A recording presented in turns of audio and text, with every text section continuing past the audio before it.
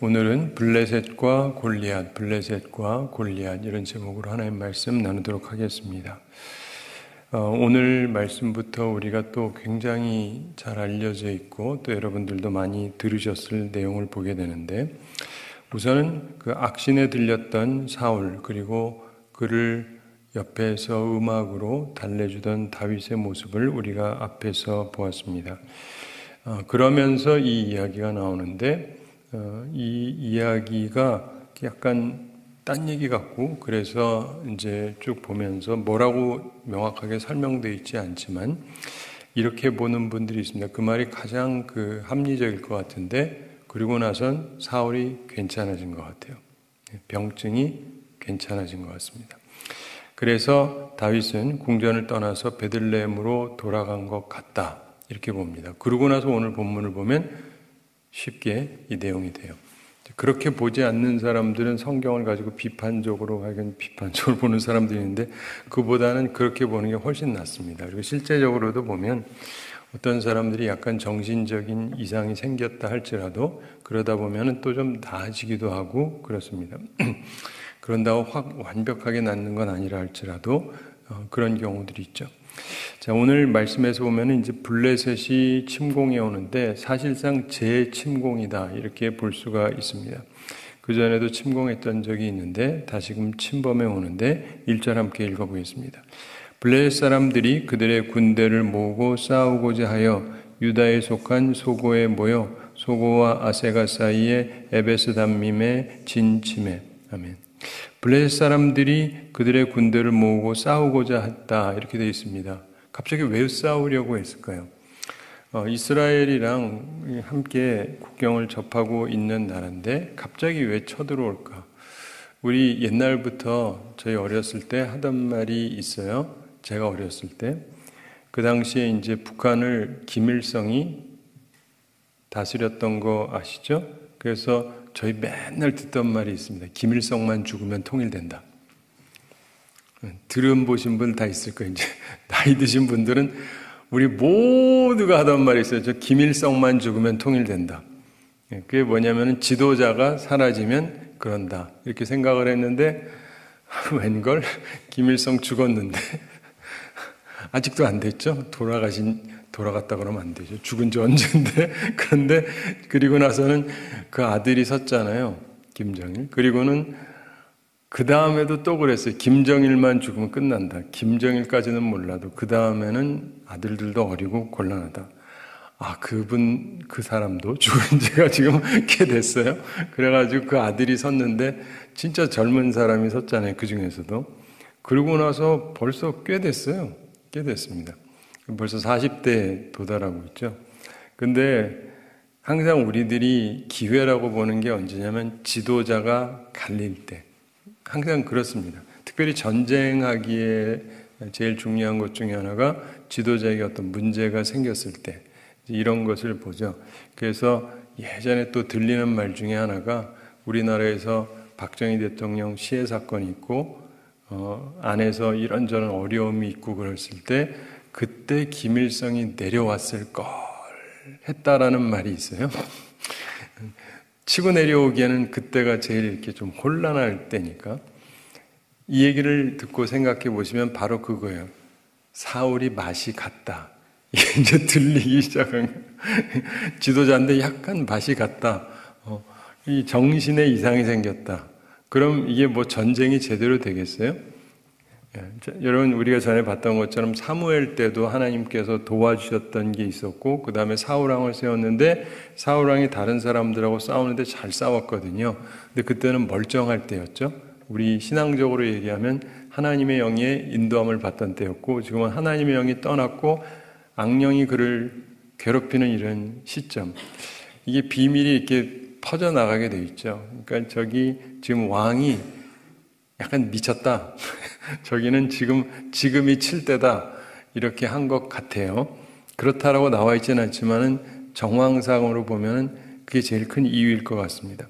그래서 블레셋 사람들이 그들의 군대를 모으고 싸우고자 했다. 그래서 유다에 속한 소고에 모였다, 이렇게 되어 있는데, 여기서 보면 유다에 속한 소고에 모여서, 그러면서 소고와 아세가 사이에 에베스 담밈에 진을 쳤다 이렇게 되어 있는데요. 유다에 속한 소가에 모였다. 이 얘기는 뭐냐면 유다에 속했다는 것은 블레셋 땅이 아니잖아요. 예. 예를 들면 북한에서 우리나라에 와가지고 하남에서 진을 치고 있다. 이 얘기는 이미 상당 부분을 치고 들어왔다고 봐야 되는 거죠. 바로 그런 거예요. 지금 국경에서 전쟁이 벌어진 게 아니라 이미 치고 들어온 거예요. 이미 치고 들어오고 어떤 부분들을 점령한 거예요. 이미. 그런 상태를 설명하고 있습니다. 그러면서 그 내용들을 보게 되는데 2절 함께 읽어보겠습니다. 사울과 이스라엘 사람들이 모여서 엘라 골짜기에 진치고 블레셋 사람들을 대하여 전열을 벌였으니. 아멘. 사울이 정신 착란이 일어났다. 이런 이야기, 이런 소식을 들었을 것입니다. 우리도 우리나라 얘기는 아닌데 미국 대통령이 좀 이상하다 이런 얘기하고 전에 바이든 대통령 때도 치매 아니냐 이러기도 하고 그래서 대통령이 어떠냐에 따라서 이렇게 주시하고 보고 그러죠. 그런데 우리가 기억해야 되는 것은 교회의 원수는 교회를 공격할 기회를 노린다는 걸 기억해야 됩니다. 우리가 영적인 싸움을 하고 있다는 건 아시죠? 네.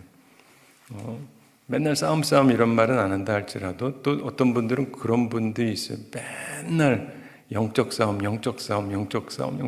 싸우자 이런 분들도 있고 그랬더니 이번에 저희 총회장 되신 분이 우리나라는 모이기만 하면 맨날 파이팅 그래가지고 맨날 싸우고 있대요.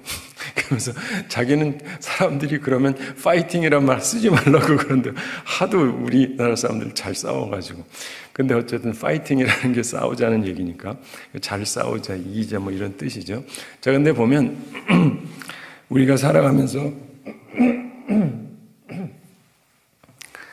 영적인 싸움이 있다는 건 또 잊으면 안 됩니다. 우리가 평화롭게 살기를 원하지만 지금 우리가 사는 이 세상은 온전한 천국이 아니잖아요.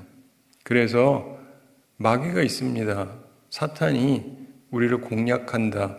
이걸 항상 기억하셔야 돼요. 우는 사자같이 택한 사람들도 삼키려고 한다. 이런 말씀이 있잖아요. 그래서 제가 여러분들한테 전 목회하면서 계속 그 얘기를 하는데 담임 목회하면서 3가지 기도하자 그러죠. 첫째 교회를 위해서, 둘째 담임 목사를 위해서, 셋째 여러분 스스로를 위해서. 그럼 사람들이 첫 번째까지는 넘어가겠는데 두 번째에서 이렇게 눈이 이렇게 삐뚤어지시는 분들이 있어요. 담임 목사를 위해서, 지를 위해서 기도하자는 거죠. 욕심쟁이, 이기주의자. 그게 한편으로 맞기도 하고 아니기도 해요. 왜 그러냐면 교회는요, 담임 목사가 무너지면 무너짐이 제일 커요. 다른 사람이 무너져도 문제는 되죠. 부목사님 중에 누가 뭔 일이 생겼다. 이것도 교회 타격이 돼요. 장로님이 그래도 타격이 되고 권사님이 그래도 타격이 되고 집사님 혹은 청년이 그래도 타격이 될 수 있습니다. 그런데 담임 목사가 그런다 이러면 이게 타격이 제일 커요. 그건 명확해요. 똑같은 잘못을 했다 할지라도 담임 목사가 그랬다 그러면 이게 상황이 상당히 다르죠. 예를 들면 어디서 뭘 마시고 있는데 들켰다. 청년이 술을 마시다가 들켰다. 그것도 말이 되려면 되는데 담임 목사가 그러다가 들켰다. 이러면 약간 느낌이 완전히 다르죠. 그래서 거기에 대한 인식이 필요해요. 오늘날에 많은 분들이 이 세계적으로도 그렇지만 우리 한국 교회가 많이 무너져 있는 게 자기의 담임 목사님, 담임 목회자가 말씀을 전하는 분이잖아요. 이 말씀이 무너지면 안 되는데 말씀 전하는 사람의 인격이라든가 모든 부분에 대해서 의심이 생기면 그 다음에는 무슨 말을 해도 들리지가 않습니다. 그렇기 때문에 그러지 않도록 여러분이 기도를 해야 돼요. 기도로 방어를 해야 된다고요.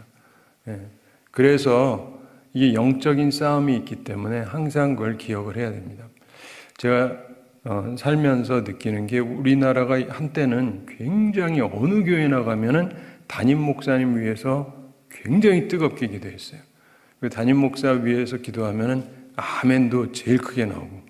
근데 요즘에는 담임 목사를 위한 기도를 옛날만큼은 안 하고 딴 데서는 아멘 아멘 하다가 목사님 위한 기도라면 아멘이 살짝 약해지고 이런 데들이 굉장히 많아요. 그게 영적 상태를 뜻해요. 그 얘기는 뭐냐면 이미 그 교회가 잠식이 되고 있는 거예요. 굉장히 중요한 원리입니다. 그래서 우리가 성경을 보면은 예수님께서 12제자를 특별히 사랑하셨고 그 중에도 3명을 특별히 사랑하셨잖아요.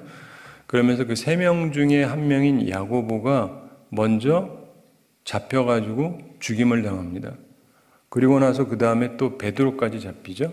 그때 베드로가 잡혀서 이제 죽게 될 날이 다가옵니다. 그러니까 교우들이 심각한 거예요. 가장 지도적이고 말씀을 전하는 분이 한 분 이미 간 데다가 또 갈 것 같으니까 그래서 모여가지고 기도를 했죠. 그러면서 그때 베드로가 살아납니다.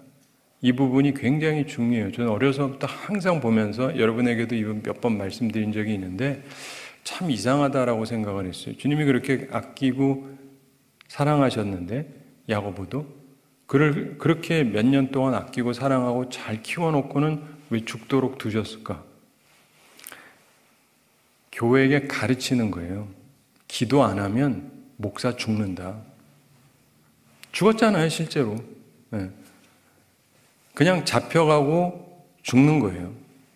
그리고 베드로는 뭐예요? 기도했더니 죽게 돼도 살더라. 이거를 기억하라는 거예요. 그래서 성경을 제가 열심히 연구하고 살펴보면서 느끼는 게 교회의 첫째 되는 사명이 말씀 전하는 담임 목사를 위해서 힘써서 기도해야 돼요. 근데 이거를 잘못 이해하면은 이기적이라고 생각을 하는데 이기적이라고 말할 수 있죠. 그런데 이게 굉장히 중요해요. 이기적인 게 아니고 대표성을 갖고 있는 사람이기 때문에 기도를 힘써서 해주셔야 돼요.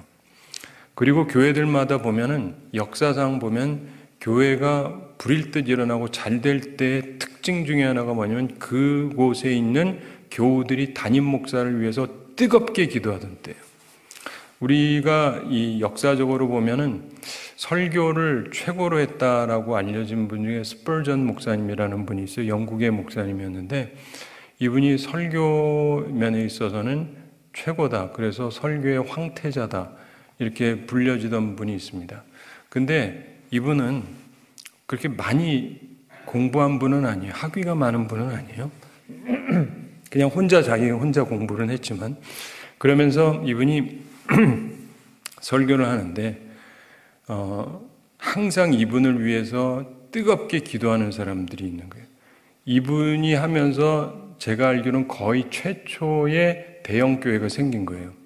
옛날엔 사람들 몇 안 모였거든요. 근데 이분의 설교를 들으려고 너무 많이 모이다 보니까 이게 이제 대형 교회가 됐는데 그러면서 예배를 드리는데 이분이 기도를 하게 되면요. 기도하는 게 아니라 설교하잖아요. 그 설교하는 시간에 따로 교인 중에서 몇백 명이 지금 우리 목사님을 위해서 뜨겁게 기도하고 있었다. 항상. 이런 교회 보세요? 거의 없어요. 네. 예배 시간에 목사님 설교하는데 이 사탄의 방해가 없도록 그리고 하나님의 말씀이 잘 전달되도록 한두 명이 아니라 수십 명이 아니라 수백 명이 모여서 그 시간에 뜨겁게 기도하고 있는 거예요. 네. 별로 못 보시죠? 별로 없어요. 그러니까 이게 벌써 틀린 거예요. 이분은 그러는 거예요. 자기에겐 용광로가 있다는 거예요. 기도의 사람들이 있어서 우리 교회는 이렇게 나를 위해서 뜨겁게 기도하는 분이 있다. 그러면서 그분의 설교가 세계적인 설교로 알려지게 되는데 우리가 인생을 살아가면서 보면은요, 아무리 대단한 사람도요, 다 옆에서 그냥 두면 혼자서 뭐 할 수 있는 일이 뭐가 있겠어요. 혼자서도 할 수 있는 일이 있긴 하지만 그런데 하나님께서 저한테는 그걸 보여주시는 거라고 봐요. 주님께서 잘 키운 사람도 성도들이 기도 안 하면 그냥 잡혀 죽는다. 끝. 그런데 죽게 된 사람도 힘써 기도하면 산다. 그리고 그때 그분들이 기도할 때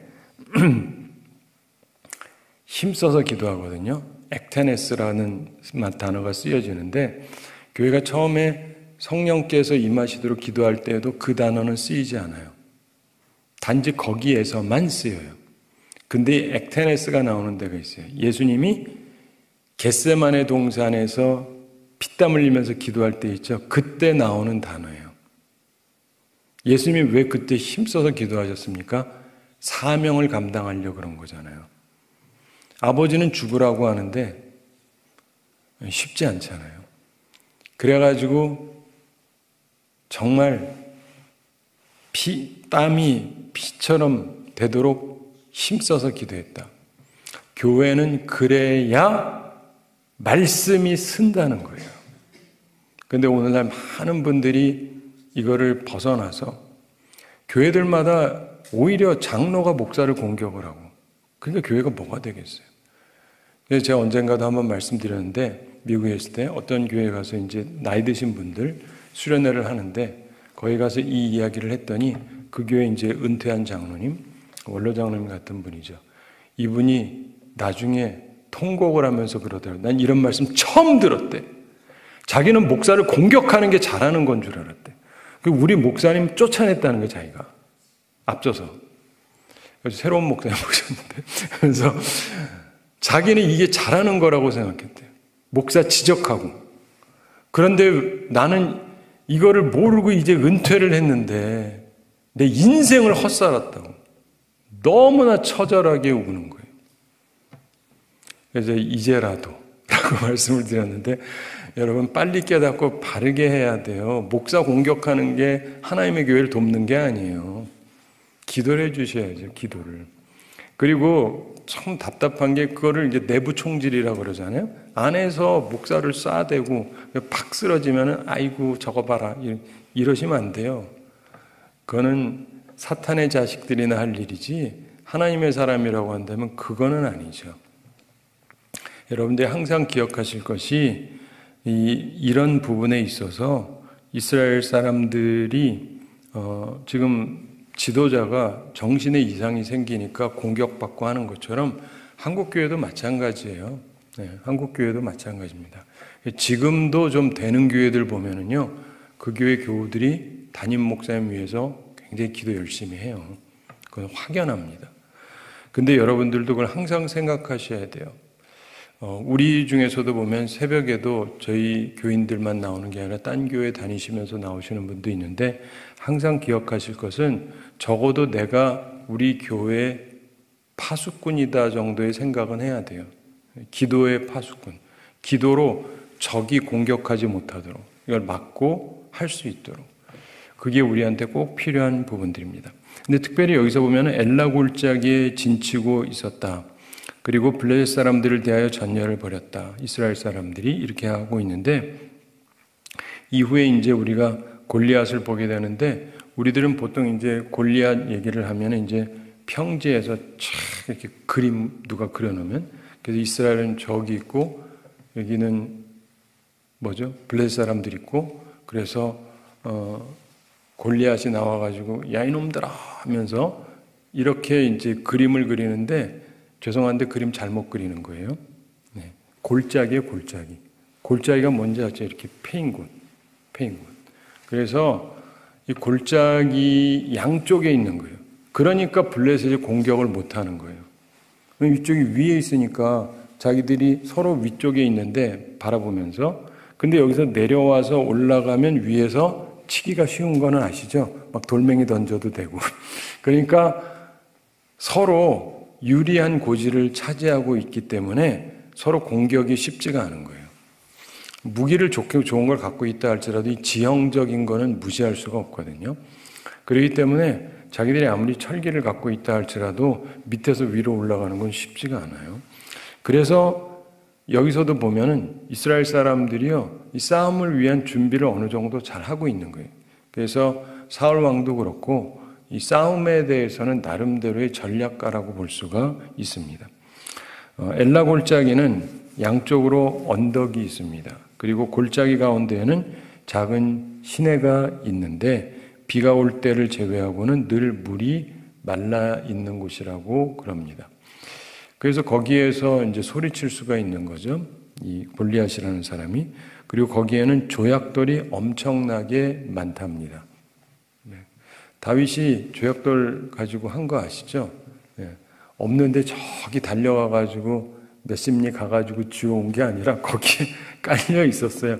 그러니까 하나님이 다 예비를 해놓으셨다 이렇게 보시면 됩니다. 3절 함께 읽어보겠습니다. 블레셋 사람들은 이쪽 산에 섰고 이스라엘은 저쪽 산에 섰고 그 사이에는 골짜기가 있었더라. 아멘. 양쪽에 모두 고지를 점령하고 있습니다. 그래서 어느 편이 상대를 압도할 수 없는 비등한 상태에서 심리전을 펴는 블레셋의 용사 골리앗이 나오게 됩니다. 전쟁은 이 심리전이 무섭거든요. 자, 이제 골리앗 얘기가 나옵니다.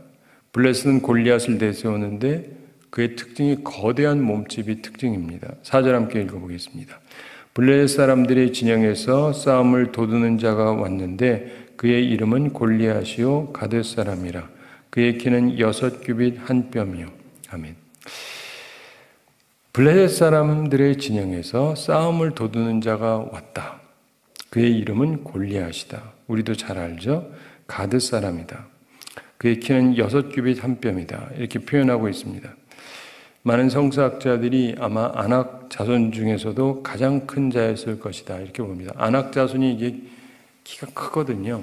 그래서 이스라엘 백성들이 수백 년 전에 지금 이 시점보다 수백 년 전에 가데스 바네아에서 12명을 보내가지고 정탐꾼들이 보고 오지 않습니까? 근데 보고 오고 나서 하는 말이 저 사람들은 거인들이다.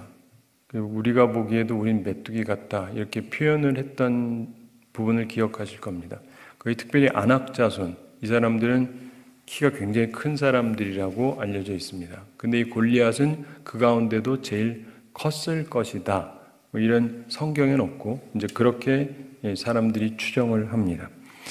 언젠가도 한번 말씀드렸는데 이 한국에서 제가 있을 때 80년대에 제가 한국 남자 중에는 꽤 큰 편이었습니다. 꽤 큰 편이었는데 근데 사람들이 그래 하나도 안 커 보인다고. 근데 옆에 와서 보면 생각보다 크시네요. 이런 분들이 좀 많은데 작은 키는 아니었어요. 제 때는.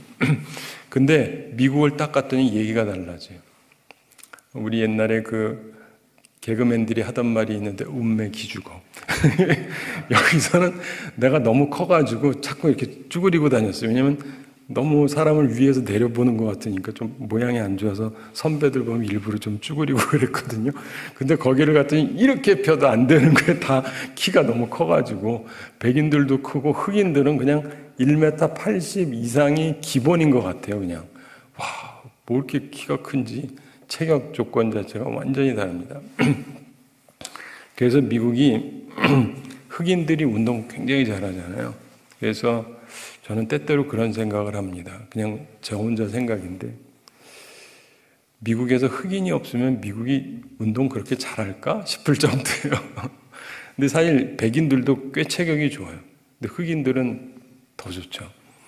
근데 우리가 살아가면서 보면은 여기서 보면은 이 사람이 키가 몇이냐, 신장이 6규빗 한 뼘이다 이렇게 되어 있습니다.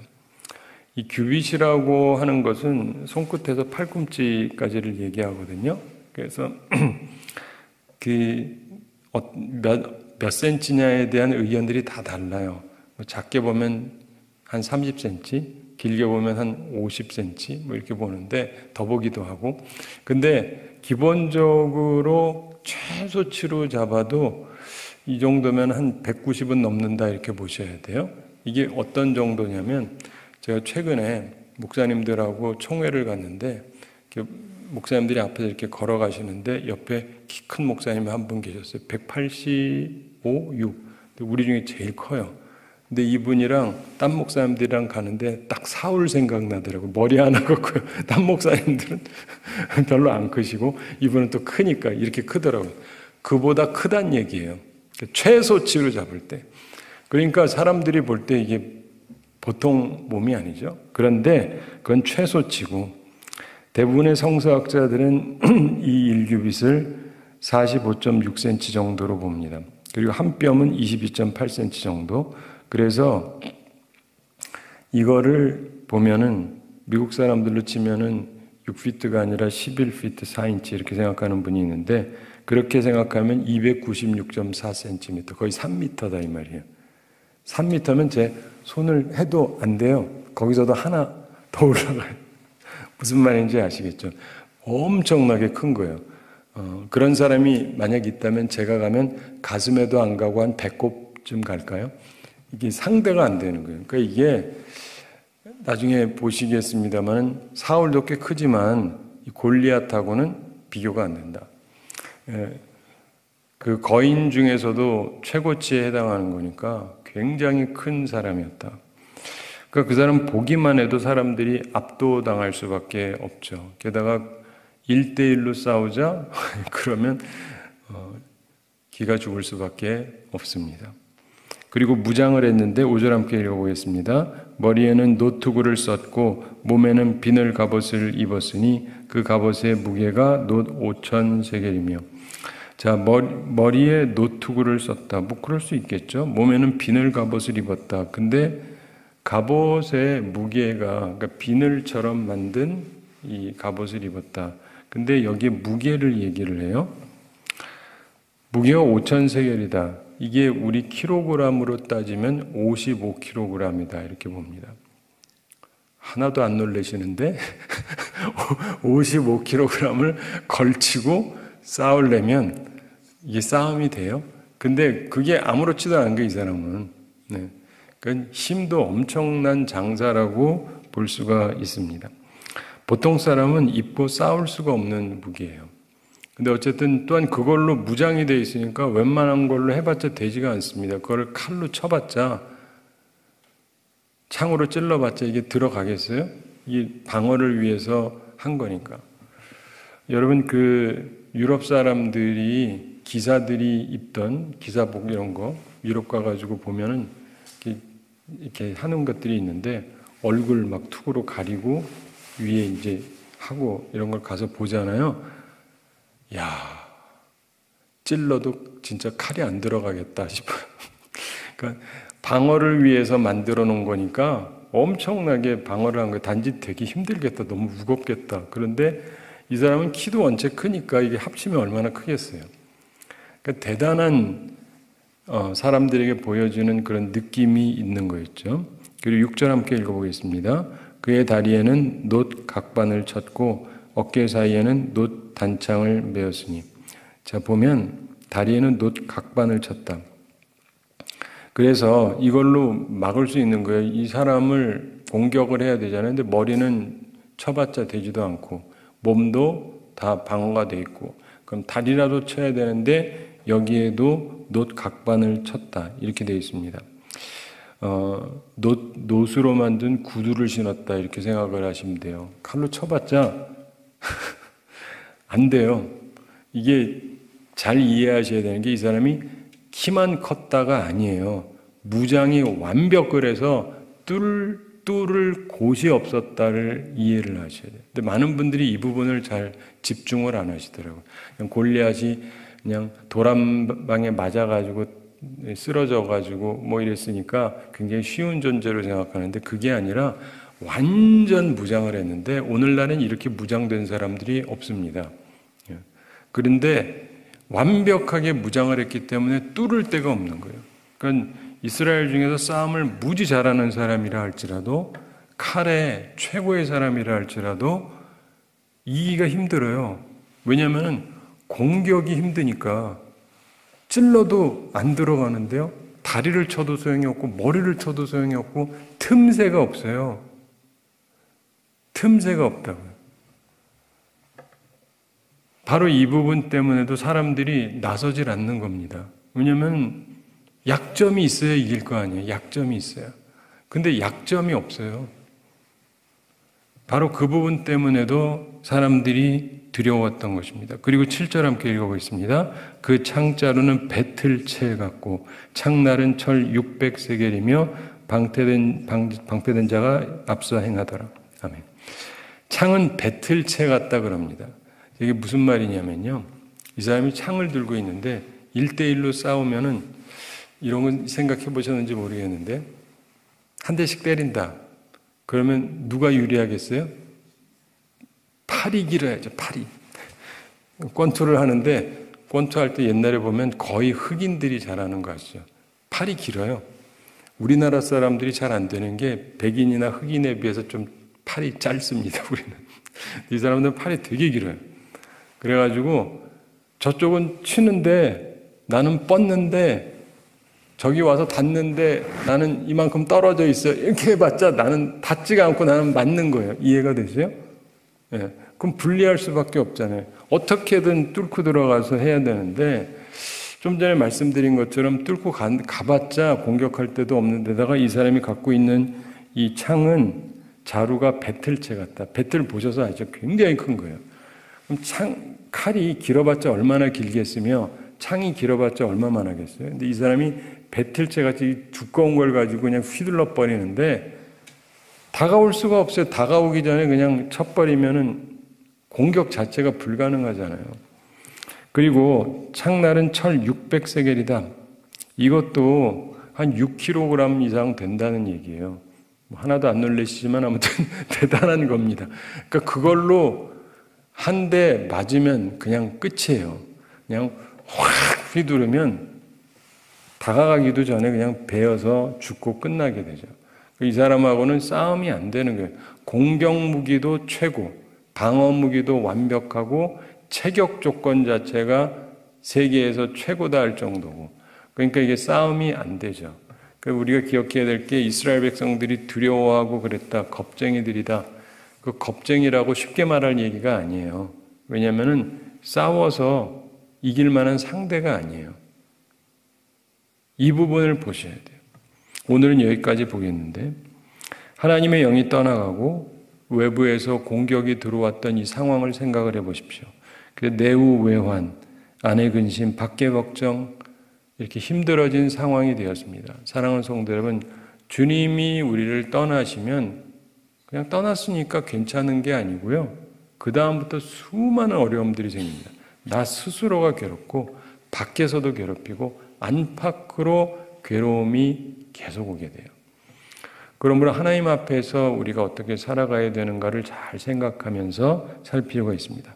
또한 하나님께서 다음으로 준비해 놓으신 다윗이 없었다면 이때 어떻게 됐을까를 생각해 보십시오. 하나님께서 다윗을 준비해 놓으셨죠. 그래서 골리앗하고 상대할 만한 사람을 세우셨으니까 다행이지, 아니었으면 이스라엘이 어찌 됐겠습니까?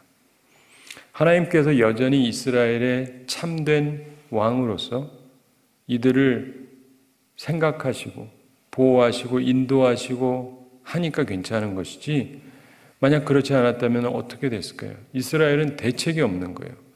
우리 인생에서 모든 것들이 그렇습니다. 하나님께서 그래도 우리를 불쌍히 여기시고 우리에게 은혜를 베푸실 때 살아갈 수가 있는 것이지, 그렇지 않으면 우리에게 어떤 일이 있을지 아무도 알 수가 없습니다.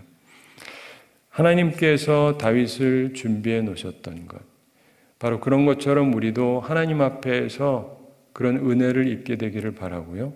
또한 동시에 우리가 다윗일 수도 있잖아요. 항상 그 생각을 하실 필요가 있어요. 그리고 다윗이 된다고 해서 인생이 편안하다는 뜻은 전혀 아니에요. 처음부터 골리앗이랑 싸우잖아요. 좀 전에 얘기한 것처럼 쉬운 상대가 아닌 게 아니라 불가능한 상대예요. 근데 하여간 이겼다 그러니까 더 쉽게 생각하는데 그게 이길 만한 상대가 아니라고요. 그런데 하나님께서는 준비해 놓으셨어요. 그리고 그가 살아가면서 익혔던 걸 통해서 그걸 뚫을 수 있게 하시는데 딱 요기를 맞추게 하시잖아요. 사람이요, 전쟁할 때 어쩔 수 없이 열어야 되는 게 있는데 눈은 보여야 되잖아요. 눈은 보여야 되잖아요. 그래서 눈은 보여야 되는데, 그러니까 요 사이로 그냥 맞히는 건데 그게 어디 쉽습니까? 그게 어디 쉬우냐고요. 그러니까 백발백중의 실력을 갖고 있기도 하지만 하나님의 은혜가 함께하는 거죠. 그리고 1대1로 싸우기 때문에 저쪽도 피하려면 피할 수 있죠. 여러분 제가 돌 던집니다. 권사님 보세요. 샥 그러면 땅 맞고 넘어지실래요? 피하지. 그런데 한 방에 떨어지잖아요. 이 하나님의 도우심이 있는 거예요. 그러니까 다윗이 탁월하기도 하지만 이 사람이 약간 이렇게 무방비 상태로 있었던 거예요. 어차피 뭐 네가 날 뭐 어쩌겠냐라고 하는 교만함이 그로 하여금 빈틈을 보이게 했던 거예요. 근데 우리가 살아가면서 보면은 다윗을 이제 앞으로 쭉 살펴보겠는데요. 정말 중요한 건 하나님의 인도하심을 받는 거예요.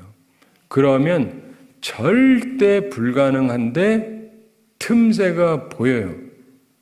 그 틈새 하나로 하나님의 힘으로 뚫고 무너뜨리고 이기는 거예요.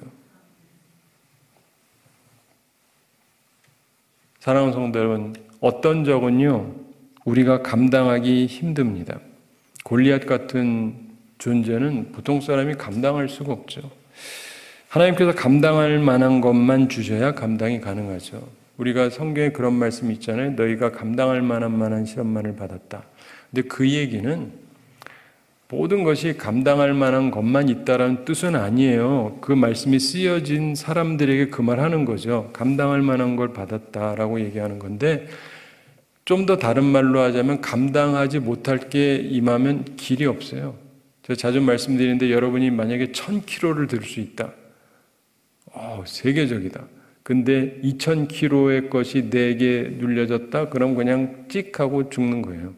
그렇죠? 내가 감당할 수 있는 선까지지 감당 못하는 게 임하면은 우리는 어떻게 할 수가 없어요.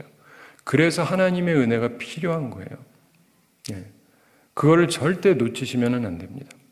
블레셋이 있고 골리앗이 있고 치고 들어오는데 감당이 안 되는 거예요. 근데 이걸 할 수 있는 것은 오직 하나님의 사랑을 입은 사람의 하나님의 인도하심을 받는 그 감동을 따라 움직일 때만 이게 방어가 가능한 거예요. 공격도 가능하고. 제가 아까도 말씀드렸는데 사실은요, 교회 안에도 그렇고 모든 게 마찬가지입니다. 그렇게 많은 사람이 아니라 한두 사람이라도 정말 온전한 마음으로 있으면요, 그것 때문에 기세를 뒤집을 수 있는 거예요. 다윗이 블레셋을 다 쳐 죽인 게 아니에요. 하나를 딱 쓰러뜨리니까 기세가 바뀌면서 전세가 바뀌는 거예요. 이해가 되세요? 여러분도 그걸 생각하셔야 돼요. 내가 혼자 뭐 할 수 있느냐? 바로 그렇게 패배주의를 사니까 아무것도 못하는 거예요. 근데 내가 할 수 있는 거를 하면 돼요. 근데 그 하나가 기세를 확 꺾고 뒤바꾸기 때문에 전세를 뒤바꿀 수 있는 거죠. 하나님 앞에서 온전한 자세를 깨닫고 영적인 싸움에서 승리하는 우리 모두가 되기를 바랍니다. 우리 함께 기도하겠습니다. 사랑의 하나님 아버지, 우리를 사랑해 주시고 오늘도 저희에게 귀한 말씀 주심을 감사드립니다. 주께서 우리를 사랑하시매 저희들이 그 사랑을 입고 살아가게 해주심을 진심으로 감사드립니다. 우리들은 심히 약하고 어리석은데 주님께서 우리를 보호하실 때만 우리가 안전하다는 사실을 깨닫게 하여 주시옵소서. 주님, 오늘도 우리들을 긍휼히 여겨주시고 하나님의 은혜 가운데 거하며 살아가게 하여 주시옵소서. 주님, 저희들을 긍휼히 여겨주시고 하나님의 은혜 가운데 거하며 살아가게 하여 주시옵소서. 우리 성도들 영육간에 강건케 해주시고 일용할 양식 공급해 주시고 시험에 들지 않고 악과 싸워 이기는 주의 용사들 다 되게 하여 주시옵소서. 우리가 하나님의 영광을 위해 지음을 받았고 택함을 받았는데 하나님을 기쁘시게 하는 사람들이 되게 해주시고 하나님이 기뻐하시는 것이 무엇인지 생각하며 살아가게 하여 주시옵소서. 그래서 하나님의 마음을 흡족하게 하고 세상을 아름답게 만들고 우리 스스로에게도 복된 삶을 항상 살아가게 하여 주시옵소서. 감사드리며 예수님의 이름으로 기도드리옵나이다. 아멘.